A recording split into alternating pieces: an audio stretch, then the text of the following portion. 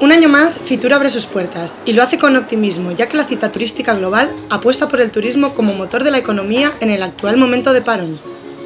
Aunque bien es cierto que los recortes han hecho que tanto el número de empresas participantes como el espacio de exposición hayan descendido, aún podemos recorrer el mundo de la mano de Fitur, disfrutando de lo mejor de las regiones de España y de los países más exóticos. Así pues, durante los 5 días que dura la feria, más de 9.500 empresas de 170 países ocuparán las instalaciones de IFEMA, donde se encontrarán los diferentes agentes del sector, desde los representantes de las empresas hasta el público final.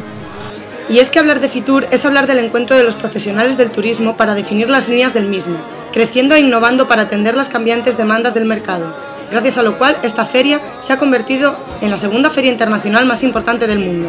Para nosotros es una experiencia muy importante. Hay otras ferias en Europa, pero bueno, esta es la que nos parece más completa. Fitur Madrid es muy importante. La crisis económica que sufre nuestro país no solo ha influido en los recortes sufridos por Fitur, sino también en la afluencia del público profesional, aunque no tanto en el público aficionado. Está más flojito. Sí, hay menos gente. Ahora, quieras que no, se está notando un poco este año, la crisis en España se está notando también aquí. Más de 200.000 personas han acudido este año a la Feria Internacional del Turismo, y cómo no, cada uno por motivos diferentes.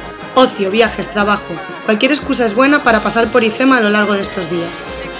Estábamos buscando un viaje y hemos decidido venir aquí y ver todo el catálogo que hay de viajes. Cosas del turismo de España, más que internacional. Que venimos porque nos gusta hacer excursiones y es manera de coger pues información y luego por ver un poco también todas las cosas y por un poco de ocio y diversión. Y diversión es lo que sobra en la 32ª edición de esta feria, con espectáculos para todo tipo de público y edad, desde los más jóvenes hasta los ya creciditos. Vengan a Fitur, no se lo pierdan.